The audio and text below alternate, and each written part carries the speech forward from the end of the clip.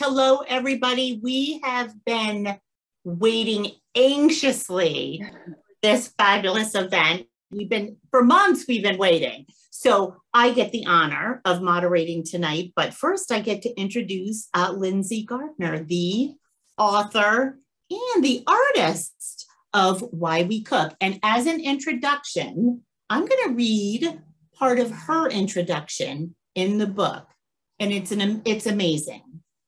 One evening in 2018, while cooking dinner for my family, I started wondering why the kitchen draws me back day after day. In much the same way, I'm drawn to my art studio. What is it exactly about cooking that makes me feel inspired? Why do I care so much about it? And how does it nourish me in more than the obvious ways? What am I teaching my daughters about the sources, histories, and origins of the food we buy, cook, and put into our bodies? And what will they carry with them as they grow up? What am I teaching them about generosity and self-love? How does this daily ritual on which I expend so much energy relate to my identity as a human, mother, partner, friend, artist, woman? Everyone, please welcome Lindsay Gardner. Thank you so much, Karen. It's so nice to be here. This is just a must book for every woman to buy for herself, her mother, her grandmother, her daughter, her granddaughter, for future generations, friends, even not so good friends. This is an amazing book about women on food, identity, and connection. Can you tell us a little bit about the book? How do you see it? Well, first of all, thank you for inviting me to be here. It's so nice to be with you and for your kind words. I have to say it's pretty surreal to hear someone read my own words back to me, and in a really good way. How do I see the book? I mean, honestly, I see the book as a conversation and an ongoing one at that. I think that what really inspired me to make it was obviously all of these questions that I was experiencing in my own life. And when I started to take those questions out of my brain and into my circle of peers, and then beyond that into a wider circle of women all over the country and the world, I realized how much there was to explore. And honestly, since the book launched in the spring, and through having conversations like this, I realized how that conversation just keeps going. So really, I think that there is, as much as there is in these pages, one of the most exciting things to me about the book is how it sparks conversation and how it leads to hopefully readers asking themselves a lot of questions that can help them explore cooking and the meaning of food in their own lives. Well, I loved how you have like a group of chefs. They talk about their most memorable meal, but then there's a section where you're asking, well, what's your comfort food? What's your favorite ingredient? What's your favorite tool in the kitchen? What are you looking forward to in the future? So how did you put this all together? I'm just like everything that you want to know in here. So how did you come up with the how you laid it out and everything? Well, I started working on it in 2018, so it definitely didn't happen overnight. And I a lot of my questions for the contributors started from questions that I was thinking about from the standpoint of sort of how my art practice overlapped with the creative practice of being a chef or a food writer, and what draws people into those experiences and those jobs and those passions. I mean, I think that one of the interesting things about the book is that it includes the voices of home cooks, and that also was really interesting and powerful to me, because as we all know, home cooks are sort of the silent other part of all cookbooks. And it was it was really important to me to sort of have all of those women's voices included in one place together. And so I knew from the beginning that I wanted this book to cover a huge range of voices, not just in terms of geographic location, but also in terms of profession or, you know, cooking as not a profession. I also wanted to include a huge, vast range of diverse voices, women who are well-known, women who are not as well-known. So that sort of value from the beginning helped me drive the structure and how everything else came together. Now, how did you find everyone? How did you choose them? Well, that was probably one of the most challenging parts, because this is good news, as I'm sure no one is surprised to hear, but there could be multiple volumes of this book. There are so many incredible women all over the world doing powerful and interesting and passionate and impactful work. So choosing who was in the book was one of my biggest challenges. And as I mentioned before, it was sort of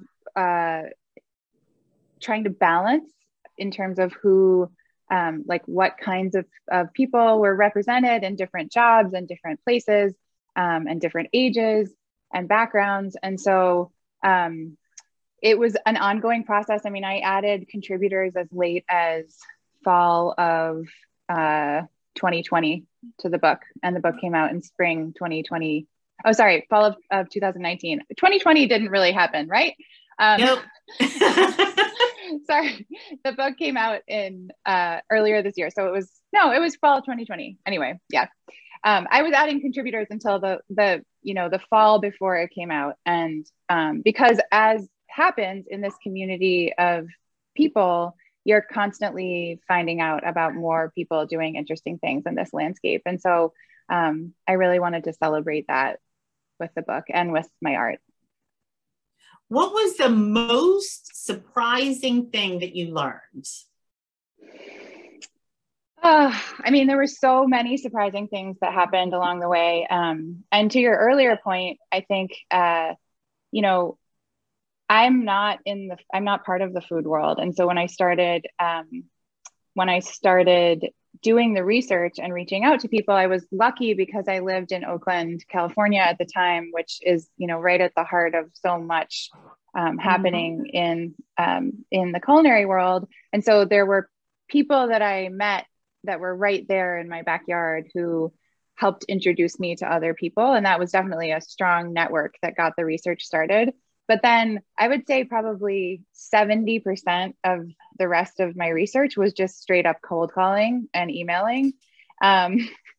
So I'm a very persistent person, and I'm really friendly. And I think that I was really genuine in asking the questions that I was asking from a really like genuinely curious place. And I think that there was something compelling to the people that I reached out to, because I was not part of that classic food world persona. I wasn't a food journalist. I wasn't a food writer or a critic or anything. I was reaching out to them from the standpoint of being a fellow creative, a woman, a passionate home cook, you know. So I think that there was something just different enough about that people were compelled to be part of it. And I feel so fortunate that so many women said yes to the project.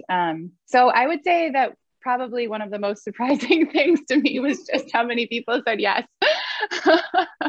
Well, now tell everybody, can you go through some of the names? Oh man, so there are 100 amazing.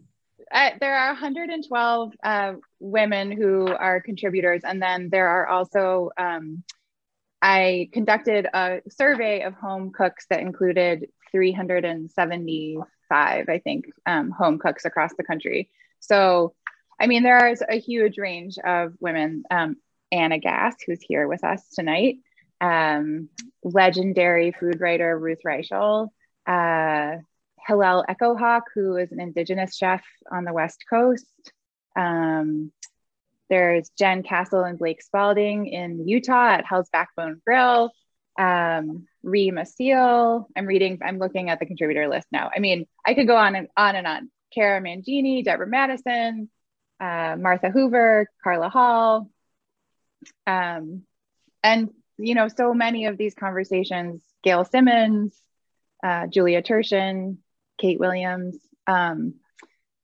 When I think back to that time doing the research and I just reading the names and thinking back to the conversations that I had, honestly, I'm just filled with so much warmth. Like every single conversation that I had was so generous, and people were so honest and willing to share their experiences with me. I'm just so grateful. So now you did all of the watercolor paintings. I did. They're so spectacular. It's just like this beautiful gift. But when did you do it, and how did you decide to do it? Honestly, I don't know when I did it. No, I do know when I did it. I worked very, very hard, but I have two daughters. They're now 5 and 8. But when I started the project, they were 2 and 5.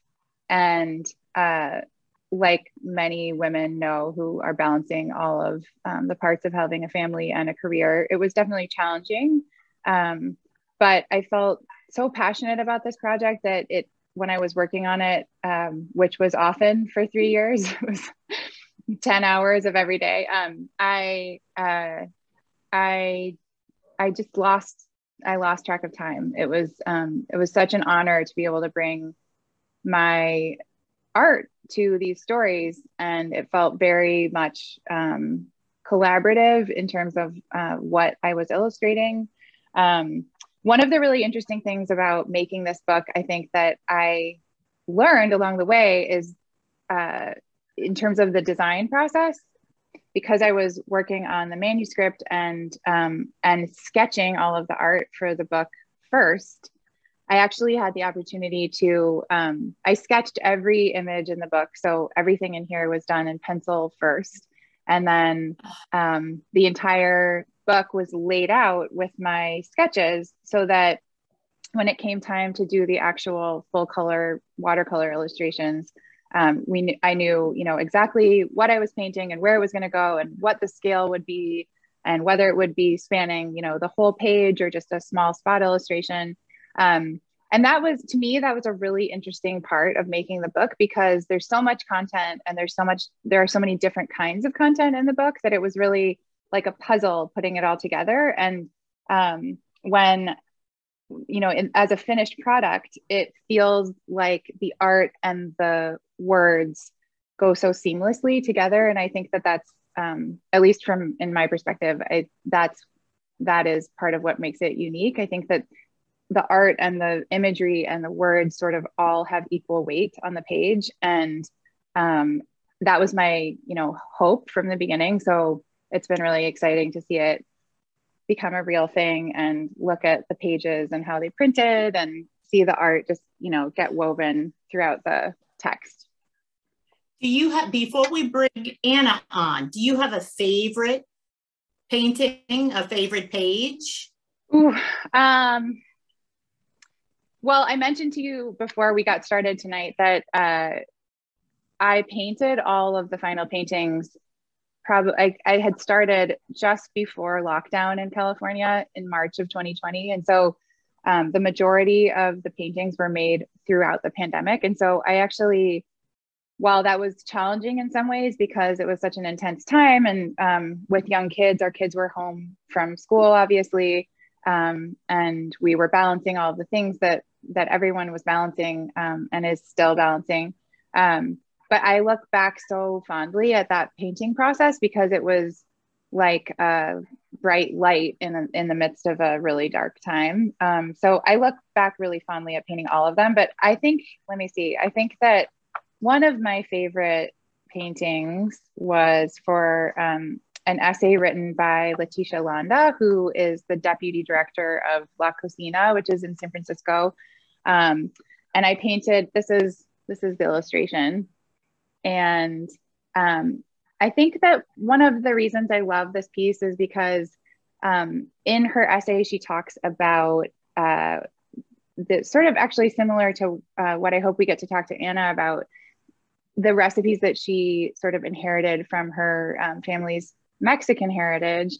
And so in this case, I illustrated parts of her recipe that she mentions in the book, but also this textile that's in the background of the illustration is based on an image that she sent me that is a textile that one of her grandmother's best friends brought to her as a wedding gift from Mexico. And so the reason that I point to this illustration is because it incorporates sort of pieces of her story as well as actual imagery that she sent me. But it was combining it all in one place that was really exciting for me. Oh, everything. I'm going to show one of your kitchen. Oh, my old kitchen now. Yes, your old kitchen, but oh my gosh. Oh, there it is. Everyone, That's where it all started. Yeah, it's so amazing. So we're going to get ready because now we're going to bring in Anna Gass and we're going to start some cooking and talk some more about food. So Anna, can't wait. Whole Foods, Mad Hungry, Martha Stewart Living on Me Media and Food 52. And she is the author of Heirloom Kitchen. So welcome, Anna Gass. We are so thrilled that you're here and welcome to the conversation. Thank you so much for having me. I'm honored, especially RJ Julia. I am a Connecticut resident, so you are the bookstore. So excited to just be part of all of this, and obviously incredibly honored and humbled that I was chosen to be in this book. Lindsay talked about, I wanted to hear what she said about how she picked people, because I was literally just sitting in my desk one day and I get an email and it's from Lindsay and it's like, hi, I'm writing. Hi, you don't know who I am. Exactly. I'm writing this cookbook. I'm an artist and I'd like you to be part of it. And she included a small kind of like sample of what the book was going to be. And, after clicking on that link and just seeing her beautiful watercolor and what she was trying to do, I was like 1,000% yes, just tell me what you need me to do. And I just felt so excited to be part of this formidable group of women. I don't even necessarily felt like I deserved to be part of it, but I'll take it. And also what was so nice for me is the cookbook that I created is a contributor-based cookbook. It's not my recipes, it's the recipes of other women. So to now be on the other end of it and to be a contributor to this cookbook that included just all these amazing women, it was just, as I say, a win-win. So I love the book. I love the illustration. My favorite page, I just happened to be on it, but one of the questions that she asked was if you could have dinner with someone, living or dead, who would it be? And, I mentioned Maya Angelou because there's just an interesting connection for me. That's the page. I love, Lindsay, that you actually drew the cover of I Know Why the Caged Bird Sings. That is absolutely one of my favorite books. And it's funny because I really felt that was just, as a child, my first kind of taste or awakening to race relations, why we're different, why people feel different, and really woke me up. I grew up in a very, homogeneous Italian Irish town.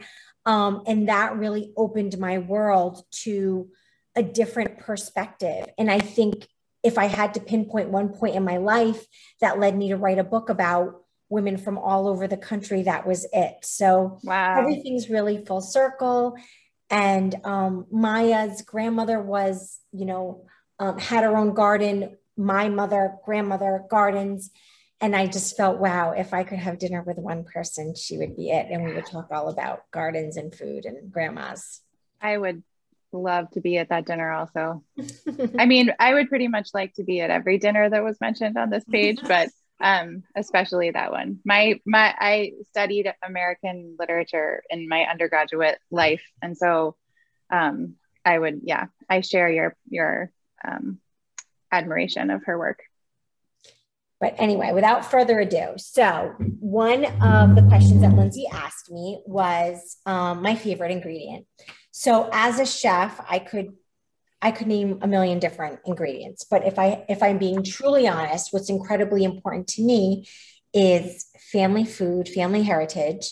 I am unapologetically incredibly Italian, and I love Italian food. I was raised by an Italian immigrant mother, and my mom made her own sauce. And I love, without even talking, how you put it in a preservation jar, because that's what my mom did. She would just make loads and loads of sauce and put it in those jars. So that was lovely. Now, my mother's sauce is the base of so many Italian dishes. So we always have to have it on hand. It's our liquid gold. And I'm going to really quickly show you how to do it, because Italian food is very good, but it's also very simple and not many ingredients. Well, my mom's sauce is a little bit different, and I think that's why it's so special and great. So you're going to start with half a cup of extra virgin olive oil, and you're going to get that in a very little saucepan, very small saucepan. To that saucepan. Does your mom know that you're sharing her recipe? Well, it's in the cookbook. She hasn't asked me for royalties yet, but yeah. So yes, she does. My mom is very proud, and you know, her hands are on the cover of my cookbook, so we call her the cover girl. Soon she'll have an agent. I don't know. Anyway, you're going to throw in 2 or 3 cloves of just smashed garlic into this oil that's heating up.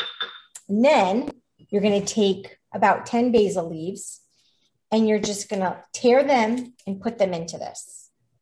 See, my grandmother knew all about expensive infused olive oils before they were a thing. So that's exactly what you're doing here. You are creating an infused olive oil.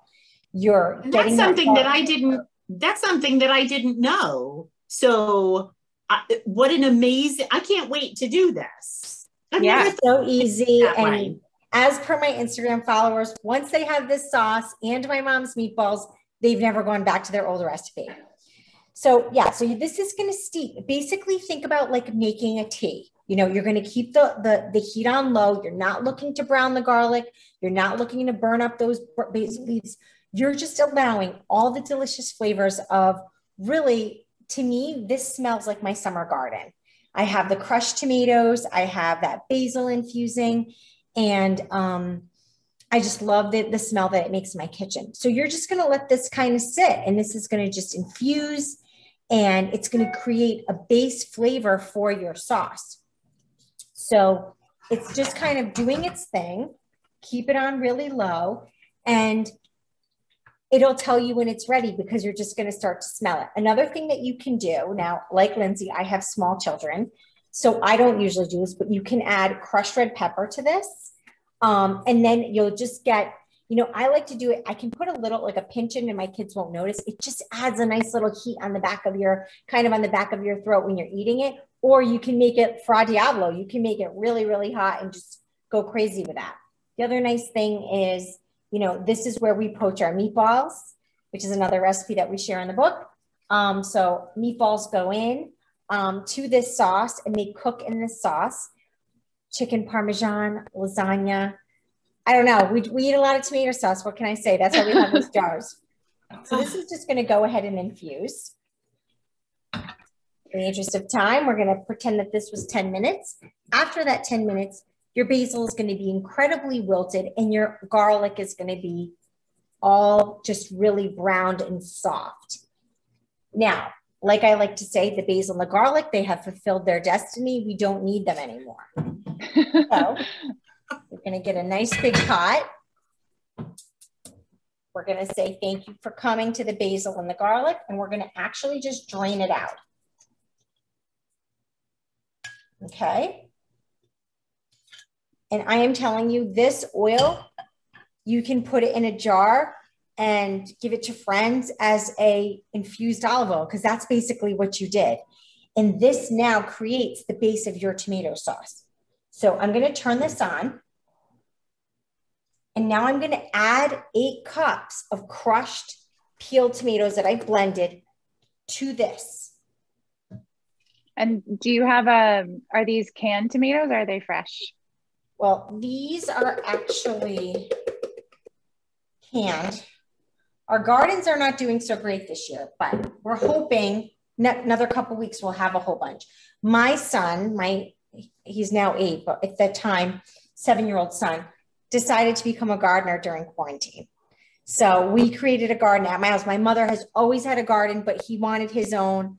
And it was really nice because at the time we really weren't spending too much time with my parents. It was very hard for all of us. Yeah. But gardens are outside. So my parents could come over and just kind of be out in the dirt with him. And this is now our 2nd year of our garden. And he had my mother come over this morning. Every morning he gets up and he says, I need to check progress. And we go check our garden progress. Love it. Okay. So in another scenario, you might be using 8 cups of fresh tomatoes blended. Yes, absolutely. Just depends. Or, whatever you prefer. Okay. Crushed, honestly, whatever you have in the cupboard is going to work, because now this sauce, by the way, we're done. This is it. This is the magic sauce. This is now in the pot, and you're going to let this cook. Oh, wait a minute. See what happens when I start talking? A couple more ingredients. It's not that easy. We're going to add 2 tablespoons of tomato paste. So that's going to go in. I love the tubes because they keep longer. I feel like whenever I get it out of the can, by the time I go to use it again, it's no good. Yeah, I love that too. About the tube. So that goes in. We're going to do a tablespoon of kosher salt, which might sound like a lot, but remember, this is 8 cups of sauce. And then you can always add more later. And then 1 teaspoon of fresh cracked pepper, which I cracked before. Give it a mix. Now you're going to look at this and say, girl, what did you do to me? This is oily. Do not worry about it. It's not going to be oily because this is going to cook. You're going to let it come to a boil. Then it's going to reduce to a simmer. Don't cover it completely. Always do like half lid like this. And you're done. Let this go. And in about an hour, you will have a condensed, really sweet, really delicious sauce. You can taste it for spice. You can even add chili flakes at the end if you don't think it's spicy enough. This is just a really fantastic sauce. And it's so simple. It's so simple, but that infused oil really changes it. I have a question. When you are making batches of the sauce, are you making bulk batches? Like, do you keep this? Is there literally like an entire freezer shelf that's just stocked with the sauce? Yeah. So what we do is this. Well, my mom and I go back and forth because sometimes like she'll call me up and she'll be like, do you have any sauce? I'm out of sauce. So we're always running frozen sauce back and forth to each other. By the way, she always wins. She always has more than I do. But no, I mean, I usually have like a rotation. So this is 8 cups. So this makes a good amount. So what this will end up being is I'll probably use half of it for a dinner and then the other half will get batched up and frozen. And then one of the ingredients in my mom's meatballs is actually sauce. That's another secret ingredient. The sauce is in the meatball. It makes the most moist meatballs. And that like dates back to my great grandmother, her recipe. But yeah. Well, I'm glad you brought that up. Have on hand. I'm glad you brought that up about the meatballs because, that is a big part of what inspired you to write your book. And I would love for you to share a little bit about that because from what I've read, it sounds like that was a real journey through your own heritage for you, just like learning about the origin of that one recipe and sort of discovering for yourself that there was something more that you could know about it. Well, my situation is very similar to many people here in the United States, or really anywhere where you live in an immigrant home. So my grandmother was still in Italy and my great grandmother was deceased by the time I was born. So, I really learned about these women through the recipes that my mother was cooking in our house because, and I talk about this a lot in the book. immigrant women didn't come here and start making, you know, pot roast and, you know, I don't know, you know, packed up food from the prepackaged food in the grocery store. They continue to cook their food, which is why we have the landscape of food that we do in this country, because everyone just, the way I kind of put it in the book is everyone stuck their spoon in the melting pot, but they didn't let go. So it was, I'm Chinese, I'm Japanese, I'm Russian, I'm Italian, I'm, you know, African-American, whatever it was. They came to this country, but they created their own little mecca within their home. And I think that's what made people feel safe and also just sane, you know, because everything around them was different, the language, the people, the culture. So I learned all that stuff, but, you know, it was all kind of like a pinch of this and whatever. So I grew up, I loved to cook. I had a whole corporate career, but I ended up back in the kitchen, just like my mom.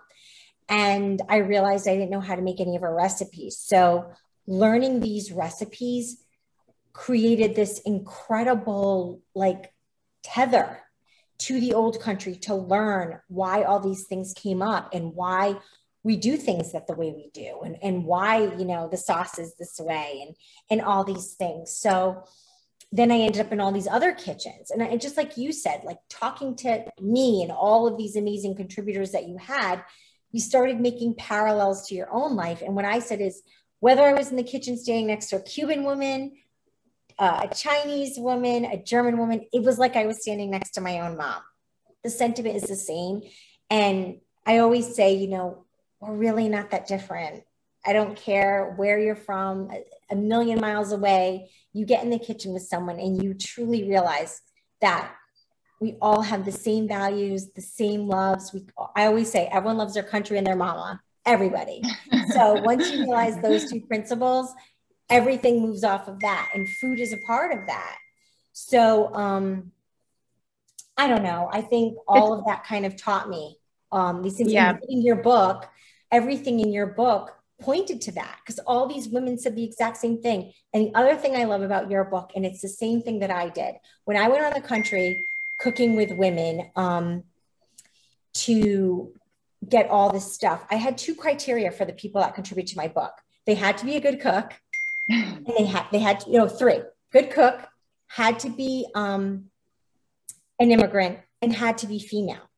Because I just really felt like all the best chefs in the world all talk about their mother. And it's funny, I was lucky enough, and I know he's a huge part of your bookstore, but Jacques Pepin penned a blurb for the back of my book. And we had to cut his blurb because it was so long. But he said something in it that didn't make the back, but it truly made me, when I read the blurb, I started crying. He said, I was raised by a woman that taught me all my life how to cook, and it created the man that I am today, the chef that I am today. So if you think about probably the most famous, most revered chef in the world, credits his mother. You know, he doesn't credit, you know, the chefs in, you know, Paris or wherever he went. It's all started with his mother. So, which is so women, often the case. Yeah. Yes. Yeah. When you were talking, it reminded me of one of the stories actually of from Why We Cook about Minara Begum and Emily Stagidis. I'm just going to show the illustration. Just when you were talking about immigrant stories and food, which is an interesting theme that came up throughout so much of the content in the book. That was something that I never could have planned or intentionally done from my perspective when I started out. But something that came up time and time again, which was exactly what you just said, Anna, about how powerful it is for people to come to this country or any country where they're immigrating and have something that keeps them connected to where they came from or who they came from. And in this profile that I wrote about Minara and Emily, theirs is a really interesting story. They started a nonprofit in Detroit called Bandu Gardens. And what I love about their story is that their organization was started based on their friendship. Minara immigrated from Bangladesh with her family, and Emily is an American woman, and they were neighbors, and their whole relationship and friendship was formed around the garden that they planted with all these seeds that they brought from Bangladesh, and they would invite each other to each other's houses.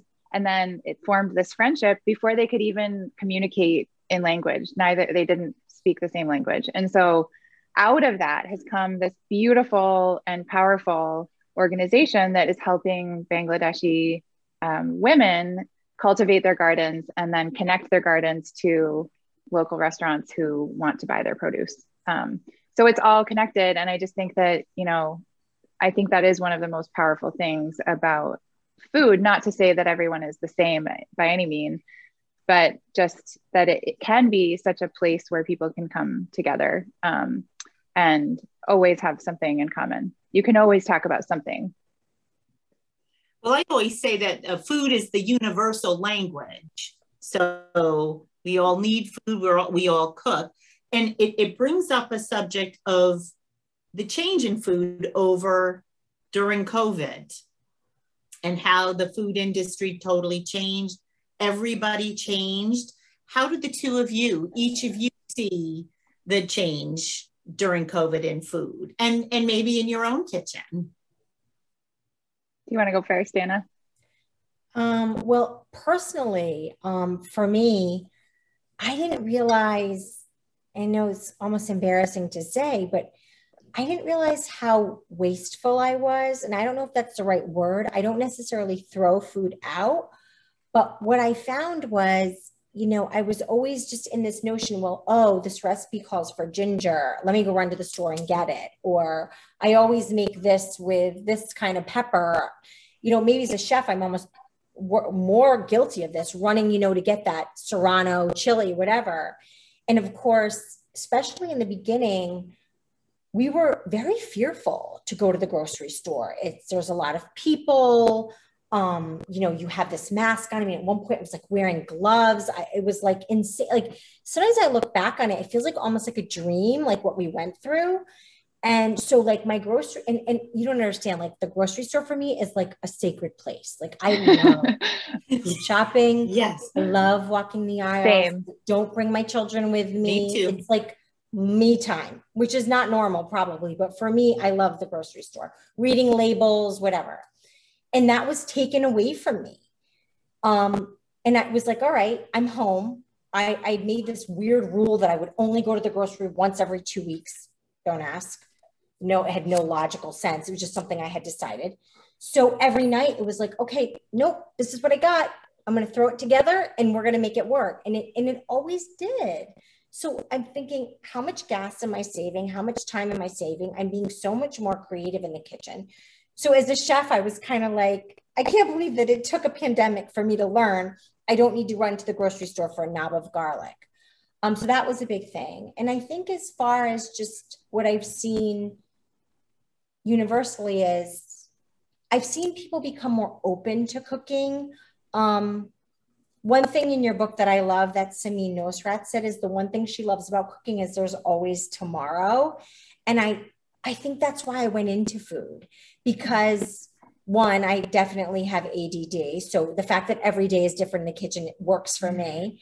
And also there's always something to learn. So I tell someone like, what is the worst thing that's going to happen? You're going to burn it and you're going to order pizza. You're going to order pizza anyway. So try to cook something first. And it might taste terrible this time, but next time it's going to taste a little bit less terrible. And the third time it's going to be delicious. So just get in there. And I always say, and it's funny because you actually are an artist, but I always say, I'm not an artist. I can't carry a tune, but I can cook. And the reason I can cook is unlike an artist or Whitney Houston, who are born with these talents, anyone can cook. You just have to get in the kitchen and try. So that's what I always tell people. I'm like a plumber. I just kept practicing until I could fix the pipe. I think I could say the same thing about painting, that probably anyone could paint. I mean, it might not be how you want it to be, but you can definitely do it, you know? Okay. And I mean, I think there are similarities there. I totally, I can identify with so much of what you just said about cooking in the pandemic. I think I would add that, personally, on a personal level, like cooking through the pandemic and making the book and painting these illustrations was a really powerful thing for me, because it was sort of a chance to really, because it came at the end of the process of making the book and we were going through such an intense period, that I would be doing many of the same things that you were just talking about, Anna, like scrapping together whatever we had left from the last grocery run, which was also few and far between, purposefully, and then going to my studio and painting these images that sort of honored women who, in so many different scenarios, have done that in so many different ways, right? Have just like made it work. And so I think there was a real connection there for me, and it made me less, it made me just so full of gratitude that I was able to do that for my family, for myself, to nourish us in that way. And it made me really grateful for the food that we had access to. And it made me really aware of all of the parts of the food system that lead up to like having a beautiful yellow pepper on my kitchen counter. You know, I mean, aware of parts of the food system and the people that make that system go every single day, who were in such vulnerable positions through the pandemic.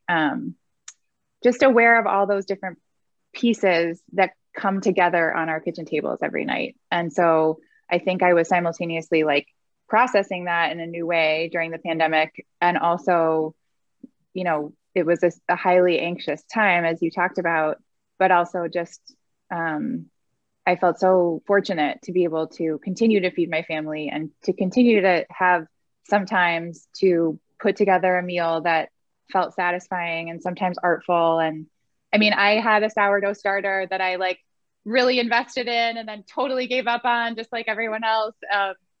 So, you know, I think that, and I talk about this in the introduction to the book also, that like you, what draws me back, pandemic or outside of pandemic, what draws me back to cooking is just how much there is to learn. And that's really what started it all. And I think that, you know, of course I have my stressful times in the kitchen. Like there are days that I don't feel like cooking dinner. Like let's be clear. But I think that from a big picture view, what I love about it is that it presents that opportunity to connect with other people and to learn other people's stories and to build not just your own knowledge and skill set, but also to grow your empathy and understanding of so many other people's stories through this, you know, vehicle that we all take part in every day. So do you have a first memory? What's each of your first memory of food or being in the kitchen where you're like, oh, I really like this? Where I really liked it? That's not where I was going in my head. But, or where you know, you're like, your first experience could be a terrible one, but what was your first experience in the kitchen, or your first memory of food? I think for me, I've had a lot of conversations with my mom about this over the last 3 years, especially, but my mom was a little bit ahead of her time. I was born in 1980. And so she was very into whole food eating at that time. And she was, you know, reading Diet for a Small Planet and doing yoga with us in the basement. And I think that I joke about it now, but that foundation of sort of understanding what I was eating and how it fueled my actual physical body was something that was instilled from like a very young age for me. And I didn't always like it. I mean, what I was laughing about is that I was thinking about my lunch boxes, you know, like in second grade, and what they would have in them, which was often like carob covered raisins and crunchy homemade peanut butter and carrot sticks, you know, and no one would ever trade me for what they had in their lunchbox. And so my mom and I joke about that a lot. And she has, especially since having grandchildren, she's really, you know, loosened a lot of her restrictions. But I do think that as much as I joke about it, it really gave me a strong sense of how to fuel my body and what food actually does for us, in a literal way. Anna, how about you? That was so deep. Mine is ridiculous. So I just remember my first food memory was, so when we were little, my mom never wanted us in the kitchen. Like, again, as a grandmother now, it's like, oh, I want to make cookies with the kids, send them over. This is not the woman that raised me. So when I was a kid, it was like, get out of the kitchen. I need to cook. And one weekend, my dad decided that my mom was going to teach my sister and I how to make a lasagna. So we both get in the kitchen with her, and it actually went really well, and we had a lot of fun. My dad took a picture of my sister and I holding the lasagna. I don't even know, like we were like presenting it, and we still have this photo. And it's like the one time mom let us cook, we had to memorialize. And you guys are, and I'm also born in 1980. It wasn't like the cell phones all the time, the selfies. Like when dad pulled out the camera, that was a big deal. So we do have this picture to memorialize and to always remember my sister and I holding a lasagna, smiling ear to ear in the kitchen. No idea how it tasted, but that was kind of the first time that my mom let us into the kitchen. And we joke today because, you know, food is just so in fashion and it's so in vogue, right? And, you know, what I really admire so much about our moms is it was just another thing on the to-do list, getting dinner on the table, just like mopping the floor, doing the laundry, and getting the food. Nobody was snapping photos of the finished dish.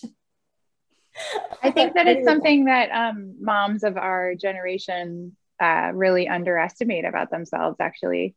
I've talked to a lot of women like my peers in my age range, and we talk about that a lot, about how they were, our moms were doing all of that and working and picking us up from school somehow. And I mean, there were all these things, and there wasn't, you know, it was pre-social media, it was pre so much cookbook culture. It just was a different time. And I think that also even when I talk and delivery, I don't know about you, Lindsay, but you know, my mom, we didn't order, like when my parents ordered a pizza, it was like, yep, oh my it was God, a huge deal. Yeah. Yeah. It was like a vacation. It was crazy. Yeah. I think that, I think it's really interesting, even still talking to my mom or, you know, my aunts about how they pulled all that off. And they kind of don't even, it's like they can't even really put words to it because it was just like, what? We did it. It was just like what we did. So what are you doing differently with your kids? Are you inviting them into the kitchen? Yes. So, you know, I think it's like we all just kind of do things differently. So it was hard at first because I think by nature, my kitchen is my sanctuary. Like if you come to my house for the holidays and you say, what can I do to help? I say, get a glass of wine. Leave me alone. And leave me alone. So I'm definitely someone that just kind of, I'm a control freak and I love to do my own thing. But when my daughters were really little, they were just very into baking and interested. I mean, look, I'm always in the kitchen more than my mom because I recipe test as my job. I wrote a cookbook. That was all. So, I mean, I call the kitchen my office. So like when the kids are like, Mom, where are you? I'm like, I'm in the office. They know I'm in front of the stove making something. So I think they kind of realize like, we want to be with Mom. So that's where she is. So I definitely broke that chain of not letting them in. And I really do. And my 8-year-old son is really into cooking and really into cutting things. So we go slow, but you know, and anything that comes out of his garden, he also must be part of cooking. So yes. Yeah, I'm in a very similar situation. I have my kids are 5 and 8, and they're right in the mix all the time. I mean, sometimes I'm not as, it's not where I do the majority of my professional work, obviously. And so, I think that there is more, I have a bit more tolerance just for like the chaos of it all, because I don't have to turn it into something that is my actual job at the end of it. But I think that, you know, there are definitely moments when I like to be alone cooking. But then there are other times when I feel in much the same way that I learn from cooking, that they learn from cooking. And when they do it, they are so much more invested in eating it and trying it and being experimental. And then they remember, they're like, do you remember when we made that thing, and how we did it and how long it took, and remember how it got messed up and then we fixed it. And so I think there is a lot of inherent learning that goes into that process, not just about the end result, but also about, you know, taking risks and trying something different, and all the processes. I think it gives them such an appreciation for all of the things, not just that we do for them as their caregivers, but also, again, going back to like the farmers who we got the tomatoes from. And I think when they are exposed to all the parts of it, it just gives them such appreciation for that. I think the pandemic was also a nice, you know, always trying to find silver linings. It was a nice wake-up call, I think, for a lot of people. But even I did say this to my kids, because in the beginning, I mean, no one even wanted to order takeout. They were afraid of surfaces and everything. So in the beginning, everyone was like, really had to cook. And I said to my kids, I go, I've been telling you this, but now you know it for true. Like, cooking is a survival skill.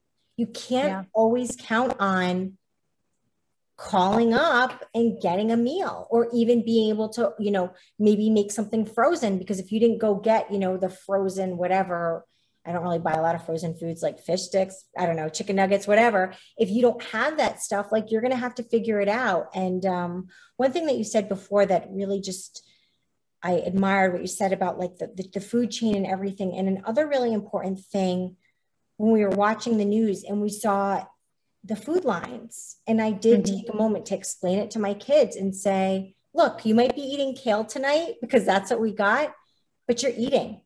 And that was really important, that, you know, food insecurity is a real thing. Just because you can't see it doesn't mean it's not there. And the pandemic, we all got to see it, you know, for better or for worse. And I think that was important for people to see that there are people that are not as, you know, they can't just say, oh, I don't like the way this tastes, I'm not going to eat it. So a lot of good things, I think, came out of 2020. I don't want to go back.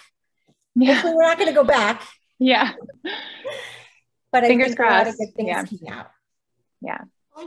I want to ask some fun questions. So what's your favorite gadget in the kitchen? Go ahead. I have to say, I mean, it's a little controversial in my kitchen, but I think it's the mandolin. Controversial because of our fingertips and everyone being on guard about that at all times. But it's my personal favorite tool because I feel like it makes me feel fancy, and it ends up like everything that I use it to process just ends up tasting so much better. And I don't know, I like it. Yeah. I would say my zester. I don't know why. I'm a big lemon zest, orange zest. I feel like everything tastes better with a little zest. Do you ever put it in the sauce? No. So one of the questions too in the book is, what's your favorite ingredient?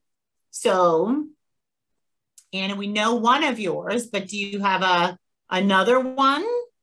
I do. I guess it's still kind of related to my family, but I love dried oregano. Very, very early food memory. My grandfather in Italy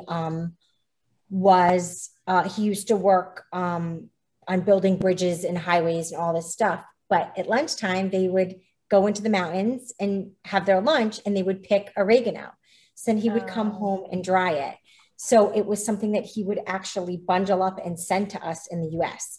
So we always had dried oregano, and dried oregano from Italy. I mean, if the aroma fills the room.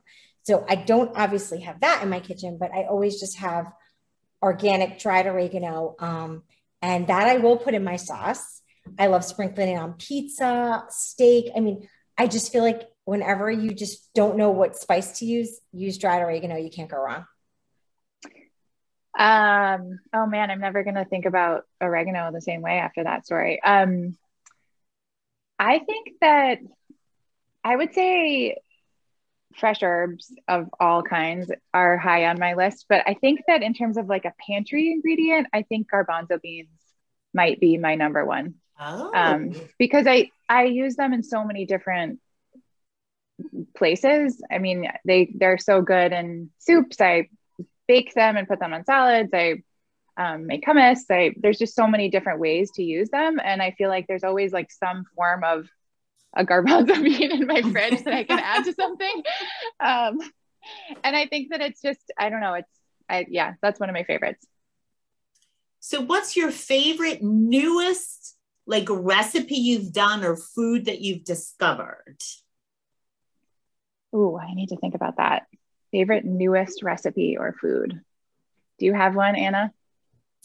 So it's kind of my own.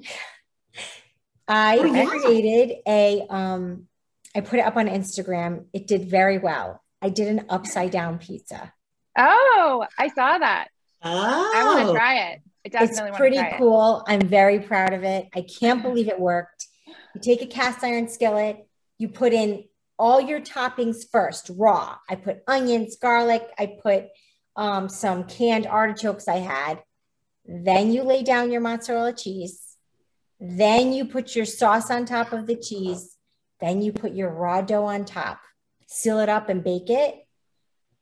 Take it out, cool it, and flip it. It sounds amazing. So you make it, did you say people say this is a trick. I go, it's on video. I videotaped it. I only speak the truth. Wow. Okay. Well, I don't think I have anything as exciting as that, but I do think that something I've been doing a lot of is pickling veggies. And it's not really a recipe per se, but I do think that it adds a lot to pretty much everything that I eat. So whether it's like something on the grill, I've been eating mostly plant-based for quite a while. And I think that it really kind of ups the flavor profile of a lot of vegetarian food. So I'm kind of interested in deepening my pickling skills, I would say. I like it. So as a final question, what advice or what hope do you have for the younger generation, these kids your kids, but kids in their 20s? What is your hope or your wish or your advice for them in this food world? I'll let you go first, Anna. Okay, so my first thing is, I have a lot to say about this. I'll keep it short. First of all, get off TikTok. I'm not making frozen honey. That doesn't work. Just get off TikTok.